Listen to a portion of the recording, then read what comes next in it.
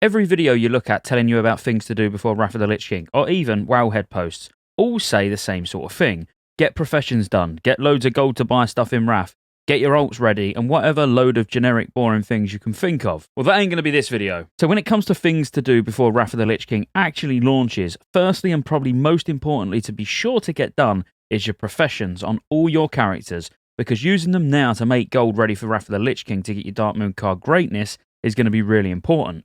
That leads me nicely onto the second point, getting loads of gold. I'm joking. Generic, boring, I know. Let's get into the real things. So firstly, we're going to start with PvP, which is one that we don't talk about on the channel that much, and mainly because it's not something I do on a regular basis, but capping your honor is going to be really important. So going in with the honor cap should absolutely be possible. In the transition from TBC to Wrath of the Lich King in 2008, the honor was not reset, and there's plenty of blue posts like this one stating that it wasn't reset and there was no plans to reset it. And part of this is to do with the amount of cost involved in the items. So for example, for a 200 pair of Hateful Wrists, it's 31,600 honor for one item. If you was to go for the belt, it's almost 50,000. So you're never going to be able to get more than one free item from your honor anyway. And yes, the amount of honor you actually get in Battlegrounds is quite high in Wrath of the Lich King to make up for these very, very high cost items. But you got to remember the high cost items like these are only high cost because they require no arena rating or no nothing. You know, you can just buy them with flat out honor. And to show you what I mean by that, if you look at like the Hateful Gladiator Wormhide Spaulders, you can buy them for 31,600 honor, or they're a lot cheaper, being only 9,600 honor if you put some arena points in with it as well. There is also the option to buy with Emblems of Valor. So there's lots of ways to get this PvP gear, but going in with the honor cap will ensure that you can at least get one item. And the honor cap's 75k, by the way. But you might not want to get 75, you might want to just get 50k because you've got your eyes on one item that you're going to want quickly in Wrath of the Lich King, so just getting 50k might be enough for you. And the next thing, start stacking consumables that you ordinarily don't use for raiding, but they will come in useful for leveling in Wrath. So things like health pots, you know, if all you use are super mana pots or haste pots or whatever sort of pots you use, but you don't use health pots regularly because all you're using is Warlock stones, then stacking up on health pots is just going to reduce downtime when you're leveling. So if you're engineering, getting injectors would be even better, obviously. And even swiftness pots, you know, having a big stack of swiftness pots and using them on cooldown while you're running around killing mobs, questing, whatever you're doing, you're absolutely worthwhile. And picking them up now while they're cheap, again, will be worthwhile, because as we get closer to Wrath and more people start thinking about doing these things, they're only going to go up in price. Now, I said we wasn't going to talk about things boring that's covered everywhere else like professions, but one thing I'm not seeing a lot of people talk about is the fact that your profession bonuses in Wrath of the Lich King start at 400. So things like the extra sockets for blacksmithing, the shoulder enchant from inscription, the big gems for jewel crafting, the procs on your cloak for tailoring, your engineering gloves and rocket boosts and things like that. All of those good things that we're going to get in Wrath come at around 400 skill level. Now, if you use Atlas loot, which is probably the easiest way to do it in game, and let's say you're an alchemist, having a look at what skill you can get to with the TBC crafting recipes is key, because some of these don't cost a lot. You know, if you was to think about making Flask of Relentless Assaults, for example, let's say you was planning on using those whilst you're leveling as a rogue and maybe your alchemy. This is just an example. Rather than stacking up on the flasks themselves, you can stack up on the mats, Fell Lotus, Mana Thistle, Terracone, and Imbued Vials. Stack up on enough mats to make them whilst you're leveling, while you've got downtime, you're sat at a boat, or you're in Dalaran, or you're doing whatever you're doing, because these will go yellow at 390, and they go green at 397.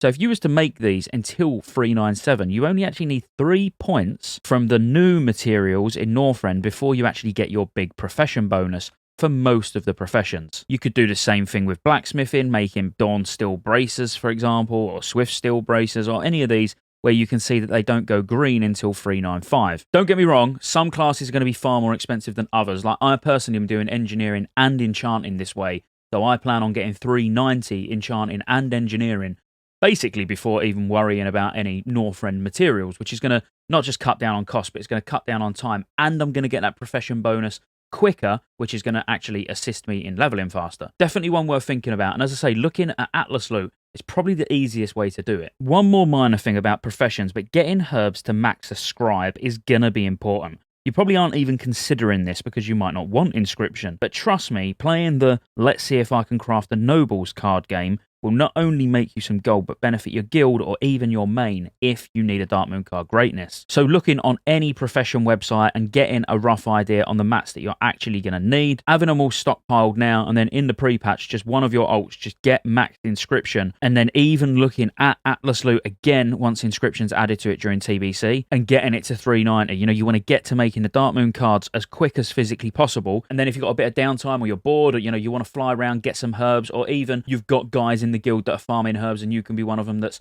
milling the herbs to make the Dark Moon cards. Just really briefly, because this isn't about inscription, but basically to get the Dark Moon cards, you mill herbs, you mill 5 herbs at a time, so a stack you'll get 4 mills, you create inks out of those, and then you create a Dark Moon card, and you're hoping to get a Nobles. The Nobles deck is what turns into the Dark Moon card greatness. Some of you will be bothered about achievements and some of you won't. If you are bothered about achievements, getting some of the boring ones out of the way now while there's limited things to do will be ideal. So things like Lawmaster and the Explorer, they're a prime example. They're time consuming, and the odds of you wanting to go back and spend that much time in the old zones when Northrend's there waiting for you to explore is very unlikely. Even reputations in getting mounts or getting exalted achievements, whatever, they're all worth working on now to save time in Wrath, because you're going to have lots and lots of things to do in Wrath. If this is something you're looking at doing, I'd heavily recommend the add-on All the Things Classic. So that's ATT Classic. You can filter by zone, so you can just look at Kalimdor. You can then go to Ashenvale, for example, see what achievements in Ashenvale you've not done. So I've not on this character done Explore Ashenvale. You can look at the exact points that you haven't explored, and it even gives you the coordinates. You can then look at the quests that you haven't done, and again, it gives you the coordinates and a little brief introduction into what you're meant to be doing.